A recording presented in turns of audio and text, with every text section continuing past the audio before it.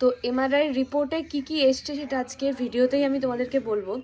দেখো একদম রেডি হয়ে গেছে, কিন্তু আমার মানুষ নিজের লাইফে কিছু কিছু সিক্রেট রাখে, যে এটা আমি সিক্রেটে রাখি, এটা শেখাবো না, কিন্তু আমার লাইফে সেরকম কোনো সিক্রেট নেই। আমি যেটা হয়ে গেছে বাচ্চা তাহলে ইচ্ছে করে থাকিস না, চুপ করো চাপা দিয়ে পুরো ডিসব্যালেন্স হয়ে যাচ্ছিল, হাঁটু লক হয়ে গেছে, হাঁটু মানে ব্যান করতে পারছি না, হাঁটা চলা, বসে থাকলে লক হচ্ছে, শুয়ে থাকলে লক হচ্ছে, অল টাইম লক হয়ে যাচ্ছে।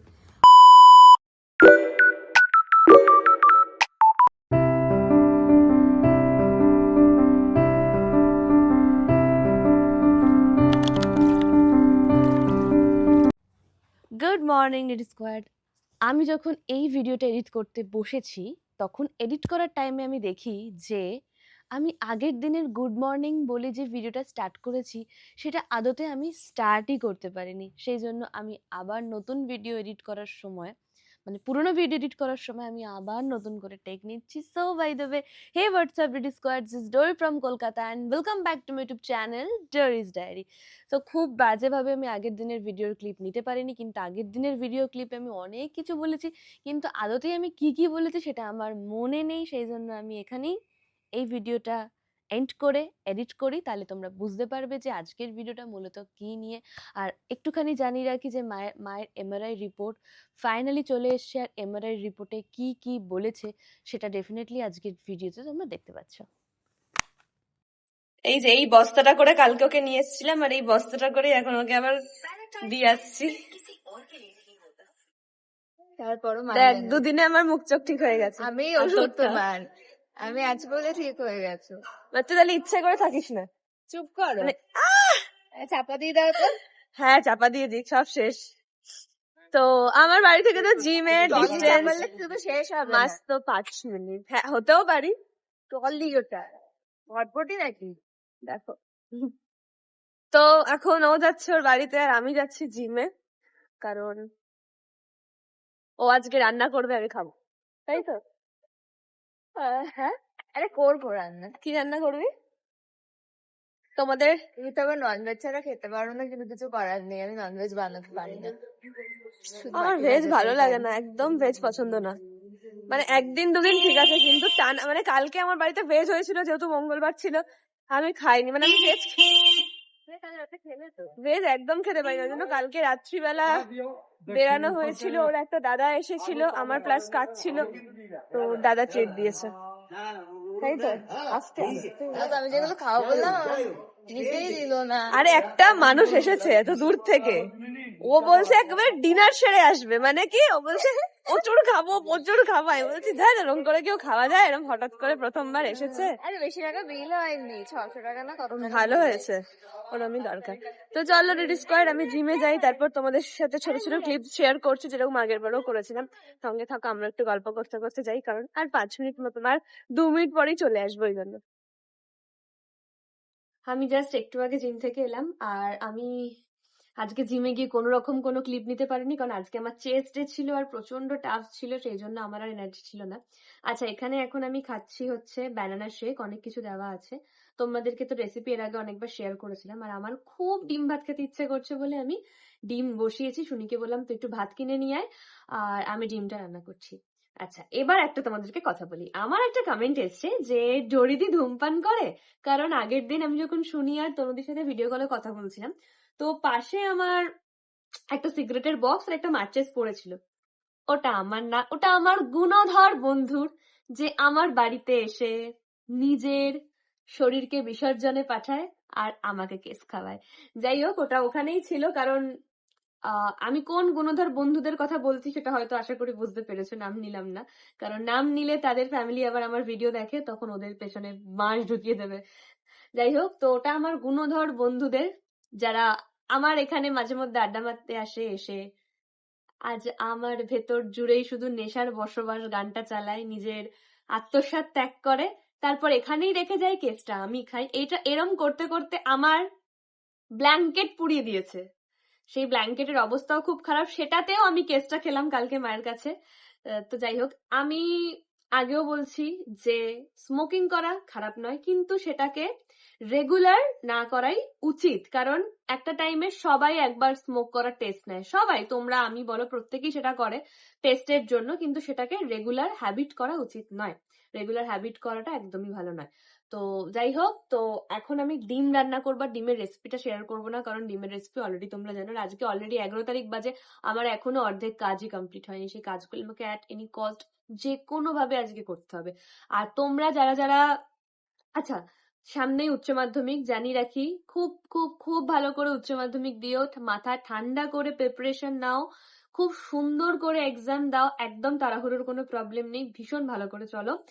আর আর কি বলার, হ্যাঁ, তোমরা যারা যারা ভাত খেয়ে যেতে পছন্দ করো না স্কুলে বা কোথাও, তো তাদেরকে বলবো যে 1 গ্লাস এরকম শেক খাও, আমুল গোল্ড দুধেরটা খাও, মানে আমুল গোল্ডের যে মিল্কটা আছে সেটার খাও, ভীষণ ভালো, কারণ ওটাতে আবার ফোটাতে হয় না, ওটা একদম ডিরেক্ট ফ্রিজ থেকে বের করে তোমরা ইউজ করতে পারবে।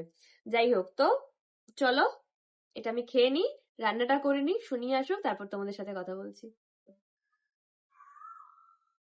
এই দেখো তোদের শুনি আপাকে, এখানেও পেঁয়াজ ছুলছে, আর এখানে আমি ডিম অলরেডি সেদ্ধ করে রেখে দিয়েছি, কারণ আমি এখন বানাবো হচ্ছে ডিম কষা। আজকে আমার সকাল থেকেই ডিম ভাত খেতে ইচ্ছে করছে, সেই জন্য আমি নিজেই বানাচ্ছি ডিম কষা আলু দিয়ে। ভাতটা কিনে নিয়ে এসেছে। ঝোল ঝোল খাবি না কষা কষা খাবি? তাও কষা কষা কষা কষাই করবো, বাট আমার সবকিছুই ভালো লাগে, কিন্তু আমার ওই মানে পেঁয়াজ পেঁয়াজ কাটতে ভালো লাগে না, কারণ আমার এমনি অ্যালার্জি রয়েছে, আর ওই পেঁয়াজ রসুনের যদি ওই রসগুলো যায়, দেখ জাস্ট জাস্ট ডিমটা ছাড়ালাম, লুক লুক লুক। আমি পরের কথা ভাবছি। পরের কথা ভাবছিস মানে? ভাবছি ভালো কথা ভাবছি, খারাপ কথা ভাবিনি। তুমি না ভাবলেই হবে, ভালো কথাই ভাবো। ভালো কথাই তো ভাবছি, খারাপ কথা কেন ভাবতে যাবো? কারণ আমরা সামনে খুব তাড়াতাড়ি একটা জায়গায় যেতে চলেছি। কোথায়? বাধা বিপত্তি পেরিয়ে। ও আচ্ছা বাবা, আরে জানো আর একটা, তো সেই জন্য আর কি আমি চাই না এখন আমার নেলস আমার কোনো কিছু ভেঙে যাক বা নষ্ট হয়ে যাক। যদি এইগুলো আমার ভেঙে যায় তাহলে কি করছি? ওর কপালে দুঃখ আছে। আমি কি করেছি? আমার নেলস ভেঙে গেলে আমি কেমন করি? কেমন করে একটা, কেমন আর করে? কোথাও যাওয়ার আগেই ঠিক নখগুলো ভেঙে যায়। কেমন করি নেলস গুলো? কারণ কোথাও যাওয়ার আগেই আমাদের তুমুল অশান্তি অশান্তি না, মারামারি হয়। অশান্তির কোনো কারণ নেই, যে এইটা হচ্ছে অশান্তির কারণ, এইটা, বিকজ আমার একদম পছন্দ হয়নি এটা, একদম পছন্দ হয়নি। হ্যান্ডসাম লাগছে ট্যাটু করে। আজকের ডিম কষাটা একদম অন্যরকম হয়েছে, ডিফারেন্ট হয়েছে, খুব সুন্দর হয়েছে। মাইক্রোওভেনে গরম, জাস্ট দেখো কতটা টেস্টি হয়েছে। শুনি ঢালো ভাই, খেয়ে বল কেমন হয়েছে। পুরোটাই ঢেলে দিলি? লোভ লাগে দেখ। আমি যখন মন থেকে রান্না করি তখন খুব ভালো হয়। আস্তে আস্তে আস্তে, পাখানো চালা, পাখানো চালা। পাকা চালালে ব্লগে নয়েজ আসবে, আইসোলেট করে নেবে। তাও আসে। হলিল্যান্ডটা কি? আমার মুখ দেখতে আমার পুরো ভয় ধরে গেছে। শুনি এখন ঝাল খেতে শিখে গেছে প্রচন্ড পরিমাণে, আগে ঝাল খেত না। সবই সঙ্গের দোষ, দোষ নয় গুণ। কেমন, আরে বল কেমন হয়েছে? ডিমটা খাই, ভালো হয়েছে খেতে। শুধু ভালো হয়েছে? মানে আমি এত কষ্ট করে এত দাঁড়িয়ে দাঁড়িয়ে রান্না করলাম, শুধু ভালো হয়েছে শোনার জন্য?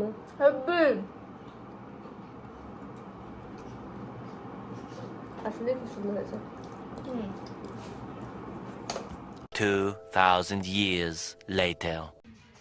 হাই ডিডি স্কোয়ার, আজকে মায়ের ফাইনালি এমআরআই রিপোর্টটা চলে এসেছে। তো এমআরআই রিপোর্টে কি কি এসছে সেটা আজকের ভিডিওতেই আমি তোমাদেরকে বলবো। অবস্থা কিরকম, কি কি করণীয়, সবটাই আজকে আমি তোমাদের ভিডিওতে বলবো, কারণ আমি যেরকম টেনশন করছি তোমরা সেরকমই টেনশন করছো। তো আজকে এমআরআই রিপোর্টটা এসছে। তো আজ এই যে মা, কোথায় যাচ্ছ? তো তখনই তো এখান থেকে বেরিয়ে যেতে পারতো। মনে পড়লো আমার মায়ের প্রচন্ড পরিমাণে মনের জোর, ঠিক আছে, কারণ ওনার মতন অবস্থা যদি আমি থাকতাম তাহলে হয়তো উঠতেই পারতাম না, কিন্তু মনের জোর আমারও, কারণ আমিও যখন অপারেশনের টাইমে ছিলাম সেলাই আসার পর তোমরা দেখেছো যে আমি একটুও শুয়ে থাকিনি, আমি তিরিং বিরিং করে লাফিয়েছি। উনি মনে আছে দিনগুলো অপারেশনের টাইমে তিরিং বিরিং করে লাফিয়েছি। যাই হোক, আজকে আমি তোমাদেরকে ফাইনালি বলবো যে রিপোর্টে কি এসছে, কি কি করণীয় না করণীয় সবটা। তার আগে এখন আমি মোম বানাবো আর কি, মানে আমি যেহেতু সেন্টেড মোম বানাই, স্মেল মোম, তো এই মোল্ডগুলোর মধ্যেই মোম বানাবো, কারণ আমার ভ্যালেন্টাইন বক্সের মধ্যে এগুলো যাবে। আর আজকে 11 তারিখ হয়ে গেল, আর আমাকে কালকের মধ্যে সমস্তটা হ্যান্ড ওভার করতে হবে, কাল আবার আমার একটু কলেজ যাওয়ার আছে। তো চলো আমি মোমগুলো বানিয়ে নিই, তারপর আমি যাই মায়ের ঘরে, এমআরআই রিপোর্টটা বার করি, কি কি বললো না বললো সবটা আজকের ভিডিওতে আমি তোমাদের সাথে জানাবো, মানে তোমাদেরকে জানাবো আর কি। আর এখানে উনি বসে আছে, কারণ ওরও পেটে ব্যথা করছে, খাওয়া দাওয়া তো কিচ্ছু করে না। ফোনটা ঘাটলে ঠিক হয়ে যাবে, ফোনটাই মেন ব্যাপার, তাই তো? কি কাজ দেখি একটু ঘুরা ফোনটা। এখানে আমি ইন্ডাকশনে এখন মোম বানাচ্ছি কালার্স দিয়ে, স্মেল দিয়ে। তো এখানে আমি একটু কমিয়ে দিই, 200-তে করে দিয়েছি। মানুষ নিজের লাইফে কিছু কিছু সিক্রেট রাখে, যে এটা আমি সিক্রেটে রাখি, এটা শেখাবো না, কিন্তু আমার লাইফে সেরকম কোনো সিক্রেট নেই। আমি যেটা পারি সেটাই তোমাদেরকে দেখাই, যেন তোমরা বাড়িতে ট্রাই করতে পারো। তবে আমি নেক্সট ইয়ার আমি প্ল্যান করেছি যে ভ্যালেন্টাইন উইক আসার আগে অনেক কিছু প্রিপারেশন নেব, যেন তোমরা অনেক অনেক কিছু নিজের প্রিয় মানুষদেরকে গিফট করতে পারো। তবে আমি যেটা দেখলাম যে তোমরা কিছু কিছু জন মানে মানে তোমরা বলে নয়, বেশিরভাগ সবাই প্রিয় মানুষকে গিফট করার বিষয়টা প্রায় কমেই গেছে। লাইক তোমরা একটা চকলেট দিয়ে দিলাম, একটা ফুল দিয়ে দিলাম, এনাফ। এরকম করো না, নিজের হাতে কিছু বানিয়ে দাও। আমি খুব তাড়াতাড়ি এরপর থেকে টিউটোরিয়াল শেয়ার করব। অ্যাকচুয়ালি আমি সব কিছু করে উঠতে পারছি না একা হাতে, আমি অনেক কিছু প্ল্যান আছে, বাট সেগুলো সব কিছু করে উঠতে পারছি না। বাট টিউটোরিয়াল শেয়ার করবো, সেখান থেকে বানিয়ে দিতে পারো। বাট তোমরা যদি বলো যে ক্রাফট উইথ ডোরি থেকে পারচেস করবে, সেটাও কিন্তু করতে পারো। তো মোমটা আমি নর্মাল মোম দিতে পছন্দ করি না, আমি একটু সেন্টেড, একটু কালারফুল মোম দিতেই পছন্দ করতো, সেই জন্য আমি বাড়িতেই বানিয়ে আর কি, যেহেতু বানাতে পারি তো সেই জন্য বাড়িতেই বানিয়ে। আর এই যে আমি মোল্ডও কিনে নিয়েছি, একদম অনেক শেপেরই মোল্ড পাওয়া যাবে, মোল্ডও কিনে নিয়েছি, তো সেই জন্য আমি বাড়িতেই বানিয়ে নিই। তো চলো মোমগুলো আমি বানিয়ে একদম রেডি করে নিই, আজকে একটু কাজ করব, তারপর তোমাদের সাথে কথা বলছি। তো তোমরা সঙ্গে থাকো, আর আমি ঘরে যাই, দেন মায়ের এমআরআই রিপোর্টটা কি এলো না এলো সেটা আমি তোমাদেরকে জানাচ্ছি। দেখো একদম রেডি হয়ে গেছে কিন্তু আমার বাড়িতে বানানো মোম। এবার এটা জাস্ট শক্ত হতে কিছুক্ষণ সময় লাগবে, তারপরেই কিন্তু একদম রেডি হয়ে যাবে। কতটা সুন্দর লাগছে দেখো, আর কালারটাও কি সুন্দর এসছে, প্লাস স্মেলটাও খুব সুন্দর এসছে। আজ প্রায় মোটামুটি অনেক দিন পর ফাইনালি মায়ের এমআরআই রিপোর্টটা এসছে। তোমাদেরকে সকালে বললামই। কত তারিখে এমআরআই করেছিলাম? 8 তারিখে। হ্যাঁ, আর ফেব্রুয়ারি মাসে 1 মাস পর। হ্যাঁ, মোটামুটি প্রায় ওই 1 মাসের কাছাকাছি পর এমআরআই রিপোর্টটা এসছে। এবার যতদূর আমি মায়ের থেকে এখন শুনলাম যে এমআরআই রিপোর্ট খুব একটা ভালো নয়, খুব একটা খারাপও নয়। মেনলি আমার মায়ের 2 জায়গায় ব্যথা, একটা হচ্ছে হাঁটুর প্রবলেম রয়েছে, প্লাস নার্ভের প্রবলেম, মানে কোমর থেকে নার্ভের প্রবলেমটা আসছে, যার জন্য আগেন আবারও আমাদেরকে কোমরের এমআরআইটা করাতে হতে পারে। এবার এমআরআই রিপোর্টটা এসছে, আমি রিপোর্টটা এই যে, একটা এমআরআই, জোরে কথা বলে শোনা যাবে না। রিপোর্টটা এইটা, আর এটা এমআরআই যাবতীয় এই যে এগুলো তো। হ্যাঁ, রিপোর্ট এগুলো তো ডক্টররাই ভালো করে আবার বুঝতে পারবে। শুক্রবার একটা ডক্টরের কাছে যাব, ওই বিষয়টা ওদেরকে পরে বলছি। এমআরআই মানে মাঝখানে যে প্যারানমিক্যাল ডক্টরের কাছে নিয়ে গেছিলাম, যেটা তোমাদেরকে শেয়ার করলাম, তো সেখানে বলেছে যে হাঁটুর যার কন্ডিশন সেটা 2 বছর চলে যাবে, কিন্তু নার্ভের ব্যথাটাকে আগে আমাদের কমাতে হবে। প্রথমত হাঁটুর হাড় ক্ষয়ে গেছে, আর জেলটা শুকিয়ে গেছে, ড্রাই হয়ে গেছে, যার জন্য আমাদেরকে জেল ভেতরে দিতে হবে, হাঁটুর ভেতরে জেল দিতে হবে, আর নয়তো নি রিপ্লেসমেন্ট। এইবার আজকে বলেছে যে আমার মায়ের 42,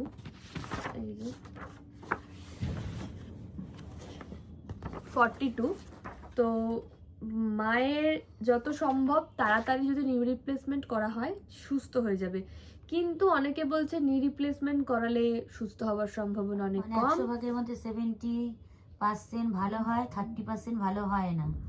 এবার 30%-এর মধ্যে অনেকের মানে মানে হয়ে যাওয়ার পর 2 বছর, 1 বছর, 6 মাস পর ব্যথা মানে আবার ঘুরে চলে আসে। একদমই তাই। ওই জন্য তাই চিন্তা ভাবনা করছি কি করব। এবার নি রিপ্লেসমেন্ট করা তো আমাদের মানে অনেকটাই টাকার অ্যামাউন্ট, মানে অনেকটাই। এক একটা নার্সিং হোম এক এক রকম কেউ দিয়েছে। 6 লাখ টাকা, কেউ 5.5, কেউ 5, এরকম করে শুধু অপারেশনের বাজেট। এবার তো ঘরের ওপিডি ফিজিওথেরাপি নিয়ে আর খরচা। কি সমস্ত কিছু, সেগুলো হ্যাঁ। আলাদা, সেগুলো চোখে কিনতে এবার কথা হচ্ছে।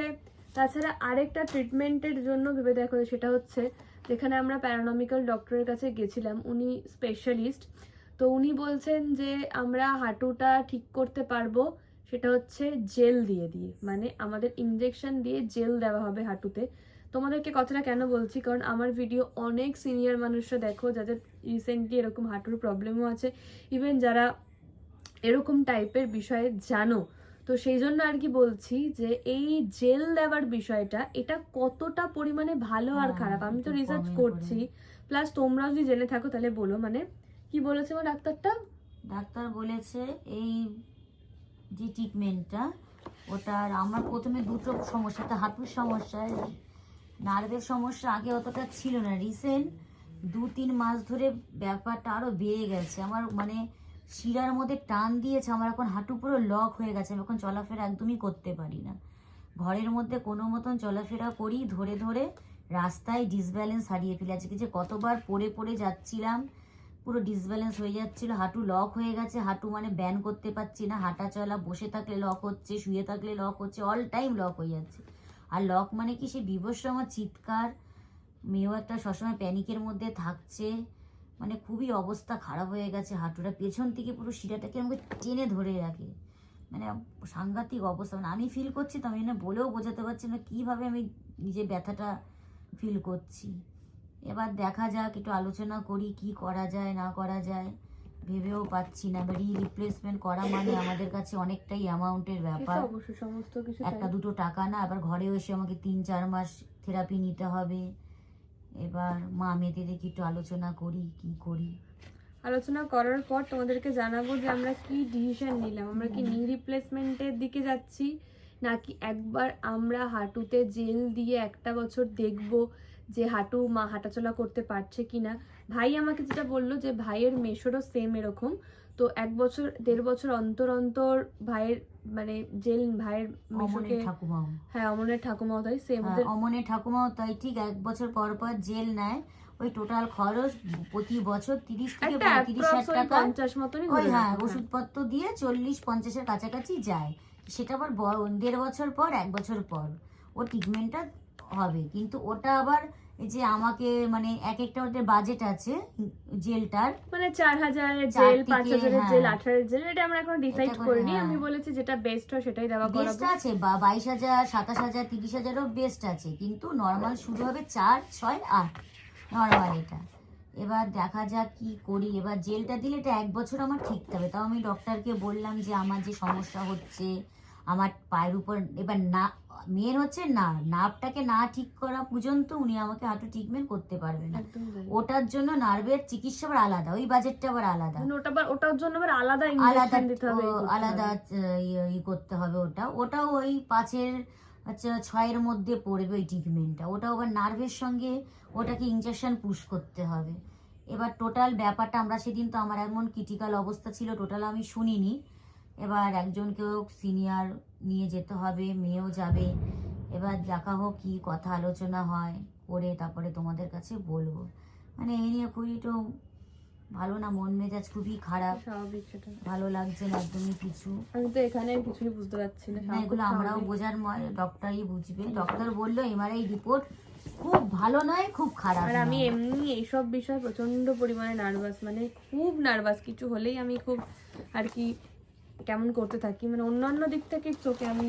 আর এমন হয়েছে মেয়ের ঠিক মতন ঘুম হচ্ছে না, ওর মাঝে মধ্যে প্যানিক হচ্ছে যে মা এই ডেকে উঠলেই। কালকে সারা রাত ধরে আমি ঘুমোইনি, আমি শুতে শুতে কতদিন ঘুমিয়ে ঠিকঠাক আমি করে ঘুমোইনি আমি জানি। মানে কালকে শুনি এসছে, আমি নিশ্চিন্তে ঘুমাচ্ছি, কারণ মানে আমি মাথাতে আছে এটা যে ইটস ওকে, আমি একা নই, এটা আমার মাথাতে যে আমি একা নই, আমার সাথে আর একজন আছে, আজকেও শুনি আছে, যাই হোক। তো আমি একা নই, আমার এটার জন্য আমি কালকে তাও ঘুমিয়েছি, তাও বারবার ধরে মায়ের ওই মানে পড়ে যাচ্ছে কান্নার আওয়াজটা, এটা বারবার ধরে কানে আসছে, মানে একটা ইলিউশন টাইপের, আমি ইলিউশনের মধ্যেই আমরা আছি। তো দেখা যাক, এটা আমরা কাল পরশু করে ওই ডক্টরটার কাছে যাব, কারণ সব এতদিনে যখন এত কিছু খোঁজ নিয়েছি, আর সমস্ত ডক্টর প্লাস মানে কেউ নিজেদের মতন ট্রিটমেন্ট করেছে, কেউ হাতে রেখে দিয়েছে, যার কারণে এত বেশি প্রবলেম হচ্ছে। কারণ মানে জাস্ট হট করে বিছানায় পড়ে গেল, তোমরা তো দেখেছো যে হাঁটাচলা করছিল, ব্যথা করছিল ঠিকই, কিন্তু হট করে বিছানায় পড়ে গেল। একদম চলতে পারি না, একদম চলতে পারি না। এবার আমার পক্ষে তো সবসময় ঘরে থাকাটাও পসিবল হচ্ছে না, কারণ আমার কাজটাই এরকম যে আমি একদিন বেরোলে তো আমার টাকা, নয়তো ঘরে বসে থাকলে টাকা নেই। বাট ঘরে বসে থাকলে আমাকে কাজের মতন করে কাজ করতে হবে, তাহলে আমি প্রপার ভাবে মানে কাজ করতে পারবো, এরকম। যাই হোক, তো চলো। আরেকটা কথাও কি, আমি এখন ব্যথা হচ্ছে, চলো ঠিক আছে, খুবই হচ্ছে, নিকাব বেঁধে আমি আলু সিদ্ধ ভাত হোক, এক তরকারি ভাত হোক করে দুটো মা মেতে খাচ্ছি, তখন নি রিপ্লেসমেন্ট হয়ে যাওয়ার পর টোটাল আমাকে 3 মাস পুরো রেস্টের উপরে থাকতে হবে। তখন আমি দাঁড়িয়ে কিন্তু রান্না করা, ঘরের কাজ, যাই হোক টুকটুক করে তো সবই করছি, বসে তো থাকি না। এবার সেটাও মেয়েকে একটুখানি খাবার মুখের মধ্যে দিচ্ছি, আমিও খাচ্ছি, তখন কিন্তু টোটাল ব্যাপারটাই আমাকে অফ করে দিতে আর হবে। আমার তখনই বললাম যে আমাদের লোক বল খুব কম, মানে আছে যারা না থাকারই মতন, আর তারা যারা আছে তারা প্রত্যেকেই সুখের বন্ধু, কেউ দুঃখের নয়। যাই হোক, হোয়াট এভার। তো চলো, মানে এখন আর বেশি কথা বলবো না, কারণ এখন আমি খাবো, খেয়ে কাজে বসবো, কাল মর্নিংয়ে জিম আছে, তাই ভিডিওটা আজকে আমি এখানেই এন্ড করছি। আর আমি দুপুরের পর থেকে কথা বলিনি, কারণ দুপুরের পর থেকে মা ছিল না, মা তো হসপিটালে গেছিলো, তো আমার একটু চোখ লেগে এসেছিল, আমি ঘুমোচ্ছিলাম, তাও প্রপারলি হয়নি। তো আমি এবার শোবো, আর আর আমার শরীর এক ফোঁটাও আমার শরীর দিচ্ছে না। তো যাই হোক, মানে তোমরা অবশ্যই যে বিষয়টা তোমাদেরকে জানালাম, তোমরা অবশ্যই কমেন্ট করে জানিয়ে আমি চেক করবার। তোমাদের অনেকে অনেক রকম কমেন্ট করছো, আমি বিশ্বাস করো আমি পড়ছি ঠিকই, কিন্তু আমি রিপ্লাই করবো তার একটুও সময় আমি পাচ্ছি না, যে আমি তোমাদের সাথে একটু কোঅপারেট করবো, তোমাদেরকে রিপ্লাই করবো। আর হ্যাঁ, এইমস হসপিটালে প্রফেসরকে দেখালাম, মানে আমাদের মেডিকেল কলেজের উনি হচ্ছে প্রফেসর, মানে উনি আমাকে 3টে হসপিটাল সাজেস্ট করেছে, একটা হচ্ছে বিপি পোদ্দার, একটা মণিপাল, একটা হচ্ছে এইমস। তো আমি আজকে ডক্টরকে জিজ্ঞেস করলাম যে এইমস তো খুবই ভালো, কিন্তু এইমসের বাজেটটা সব হসপিটাল থেকে অনেকটাই কম। সবাই যদি 5 লাখ 6 লাখ টাকা বলে, কিন্তু এইমসের সেখান থেকেও অনেকটাই কম, মানে 3-এর মধ্যে এরকম একটা কিছু বাজেট হবে। তা যাই হোক, ওটাও একটু খোঁজ খবর নেবো এইমসে। তোমরা একটু কমেন্ট করে জানিও যে এইমস হসপিটালটা কেমন, ওখানের বাজেটটা কেমন, কারণ আমরা তো এগুলো খুব একটা জানি না, তোমরা একটু কমেন্ট করে জানিও আমাকে। তো যাই হোক রিস্কোর, আজকের ভিডিওটা আমি আজকের মতন এখানেই এন্ড করছি। দেখা হবে পরবর্তী ভিডিওতে। আজকে ভিডিওটা স্কিপ করেছিলাম কারণ আমি কালকে একটু ব্যস্ত ছিলাম, আমি কালকে কোনো ভিডিও করার টাইম পাইনি, সেই জন্য। তো যাই হোক, দেখা হবে পরবর্তী ভিডিওতে। যে ইনফরমেশনগুলো চাইছি সেগুলো পারলে অবশ্যই দিয়ে, আমি জানি তোমরা প্রচণ্ড পরিমাণে কোঅপারেট করো তোমাদের ডোরি দিকে এবং তোমাদের ডোরিকে। তো চলো, আজকের জন্য এখানেই এন্ড করছি। তোমরা নিজেদের ভগবান, আল্লাহ, গড প্রত্যেকের কাছে প্রার্থনা, দোয়া সমস্ত কিছু করো। তো যাই হোক, চলো সবাই সুস্থ থেকো, ভালো থেকো, নিজেদের খেয়াল নিও। Tata, good night, by.